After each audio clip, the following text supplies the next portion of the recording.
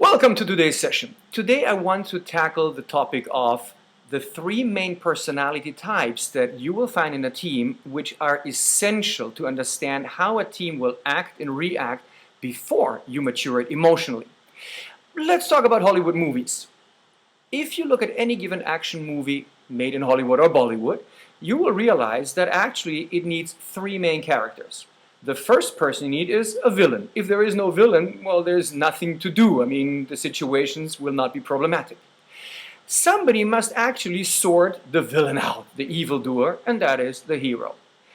The hero, of course, is out there to save somebody else, which is the victim. And those three archetypes, emotional archetypes, actually describe the situation in most teams before they've attained emotional maturity. Well, why is it like that? Simply put, most people learn in life to assume one of those personality types, and please listen to me, assume that personality type in their childhood or throughout life, because it helps them to navigate through life.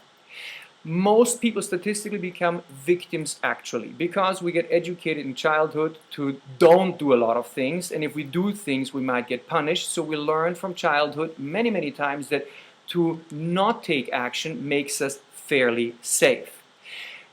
Then a few people actually either in life wake up or they come from very righteous families and they behave like heroes, and their mission is to save the rest of humanity from the evildoers who want to wrong the victims or push them around, and their mission is to help these, arguably not so lucky individuals to stay safe. The next level is the villain. The villain is a person who in life possibly has graduated out of being a victim, became a hero, tried to save other victims, and then eventually said, hey, you don't want to be saved. You know what? As a matter of fact, I'll look out for number one, which is me. And when I say jump, you just say how high. So the first thing we need to know is that each one of those archetypes has a specific payback. If you behave like a victim, of course that sounds horrible. Who says, oh yes, I love being a victim?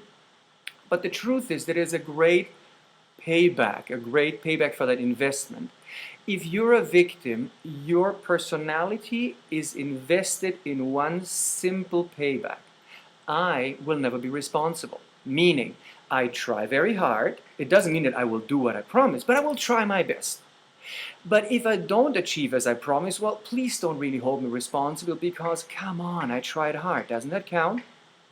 So the payback is you cannot be held personally responsible. The hero's got a great payback, and the payback for the hero is to feel righteous. The hero goes out there and he or she will try their best to really support the victims to feel better about themselves. On the face of it, it seems like you're doing a great thing. But in truth, you're actually holding victims hostage within the victim pattern. Now, the villain is actually quite clever, if you wish. The villain says, you know what, I know that some people choose to play victim, I know some people choose to play hero, and actually, you know what, I'm going to look out for number one, which is actually me. And you know what, my only role is to come in, tell these people, if I say jump, you say how high. That's correct, just do that, okay?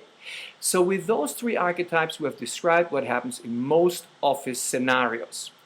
If you get stuck in that scenario, you're going to have a problem because you're going to run a kindergarten, an emotional kindergarten, no more, no less. So the first and foremost mission of you as a leader is to recognize, first of all, what is your current pattern. Do I feel that I actually behave more like a victim, which means will I readily accept every single excuse people give me? Do I actually have a problem pushing people to be the best they can be? Or am I a hero? Again, do I understand every single excuse they bring me and then I massage them and cajole and go, come on, you know you can do your best, and I will still accept their failure? Or do you gravitate more towards being a villain and go, you know what, I don't care, I'm fed up with you, don't explain it to me, just get it done? If you connect with one of those descriptions, then you know, oh my gosh, I'm caught in one of these games. Hence, what is a solution? The solution is to become an emotionally mature leader. And what we need to do is, the first step is, again, to realize which game am I playing. What are the fears that I connect with moving into maturity? The first fear that many leaders have is, I may not be liked. Well, at the beginning, it's not about being liked or not liked. Leadership is not a popularity game. But the truth is that if you step out and say, wow, next meeting, just observe the team or observe other managers. When they speak, are they speaking a little bit like a victim to cover a certain body part? Or is somebody, if one manager goes, this is not sufficient, you really did a bad job, will somebody stand up and go, boss, please, you must understand, the poor person has problem XYZ. Oh, that's a hero. Once you realize that people play certain roles and you will call them to a higher level of responsibility, which a mature leader is what they do, people now will try to seduce you back to be the person you used to be. Chances are that most of you watching this video are actually not villains, statistically speaking, that you've been playing it very nicely, like a victim, or very forgiving like a hero. But the moment you step up and go, no, I want you guys to play it at a higher level of responsibility, people will now say, what happened to you? You used to be so nice. Hey, come on, what's wrong with you? And so this is the moment where many people on their journey to emotional maturity give up and go, I want to be liked. I'm not a nice person. I'm not going to go there. So please listen. It is not about personal popularity.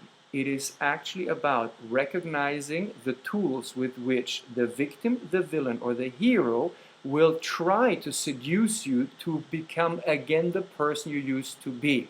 Mostly it might be a nice villain leader or a nice hero leader or a nice victim leader.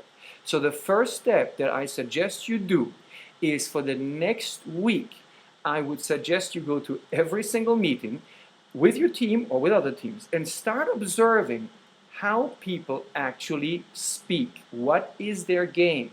Subconsciously. I'm not saying that consciously go into the meeting and go, ooh, I'm going to hoodwink these people. Subconsciously, what pattern are they using? Are they using victim methodology, hero methodology, or villain methodology to get their deal done?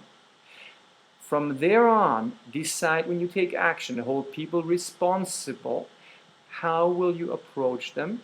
And do not listen to their excuses. Just listen, or listen to the excuses. That's interesting, that's an excuse, but still hold them responsible for achieving their targets. In the next video, I would like to talk about how to hold people responsible.